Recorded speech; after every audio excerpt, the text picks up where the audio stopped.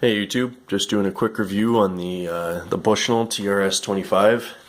I am in Canada. I bought this through the States actually because I live in a border town. I'm in Northern Ontario, but this site, I'll just say right off the bat, if you just want a quick review on it, did not perform how I expected it to.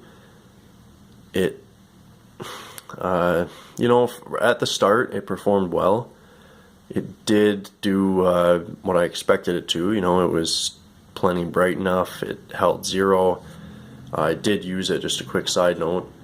I was using it with a CZ858 using the Czech Small Arms mount, which is a fantastic mount. It holds zero perfectly. I've taken it off and put it on a ton of times because you have to clean the rifle properly when you're shooting corrosive ammunition. So this mount is fantastic.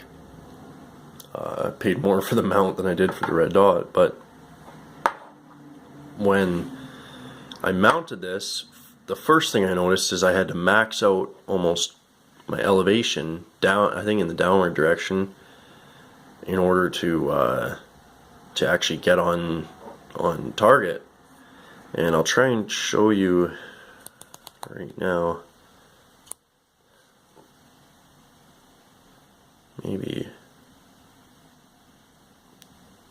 Oh, so I'm holding it square right now, and it's actually, I guess I might not have maxed it down, it might have been up. The dot's pretty far up, which doesn't matter, you just hold your face a little bit different and it goes right in the middle. But the main thing I want to try and get on camera for you guys is the fact that this sight is shutting on and off on its own. And of course, it won't do it now. It just did it every time I tried to use it at camp for the past weekend. But I think it's from the recoil. Even though I'm just shooting a 7.62 by 39, it really, a lot of the time it wouldn't even turn on. You turn the thing on and it just would not work. It would flicker, flicker, it would be on the setting 8 or 7, let's say, which is about as high as I ever turn it. And it would flicker, right there you can see just a little bit. It would flicker as if it were, on setting 1, 2, and then it would flicker back up to setting 8 again, and then the dot would disappear completely. So it was a little disappointing. I'm trying to get it. I'm not even tapping it that hard here. I'm trying to get it to disappear.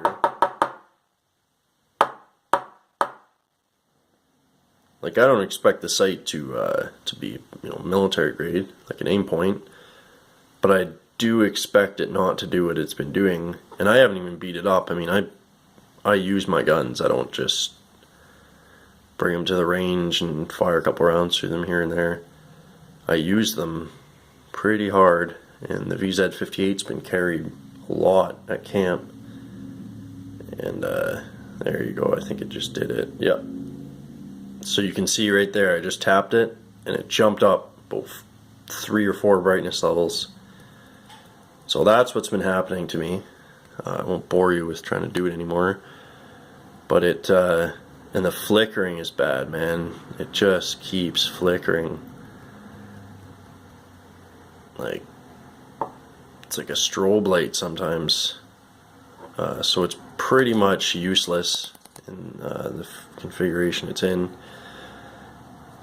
Right now, it is handy though. It's a tiny little sight. It only weighs 4 ounces. It's O-ring sealed, so it's supposed to be pretty water resistant, I'll say, not waterproof. It did hold zero. I don't know if I mentioned that, which I was very happy about. Like, as long as the dot is there, even though it's flickering, it will hit where I'm aiming at, which is still a bonus. So I imagine it's some kind of connectivity issue between what I think is, I imagine there's some kind of circular metal contact that I'm not really sure how it works.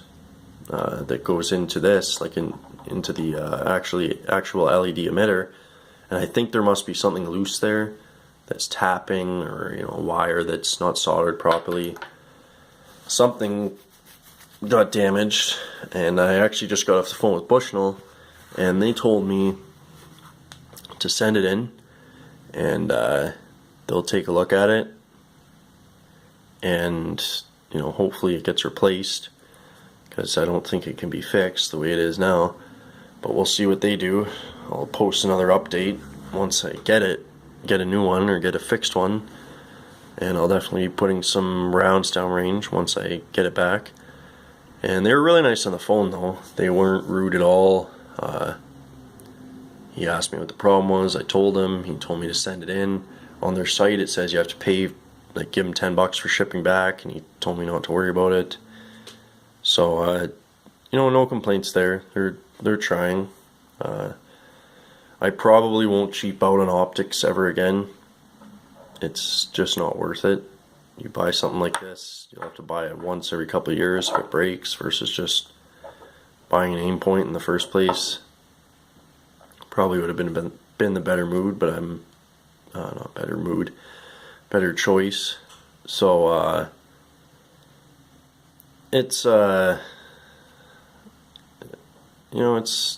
it's still, it had a lot of potential, I'll say that. But the only thing I noticed that I'll close on is I watched a lot of reviews, and just a buyer warning. A lot of the reviews that you see have the gold label, and that's the big thing now. If you read on these sites, is they have the gold or the yellow label, whatever you want to call it.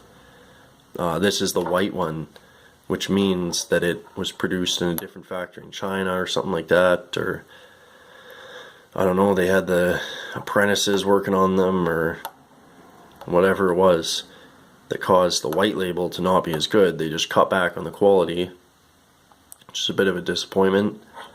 And so that's what I noticed. I watched all these reviews saying it was a really good site, but they all had the yellow label, which I think it actually was a better site.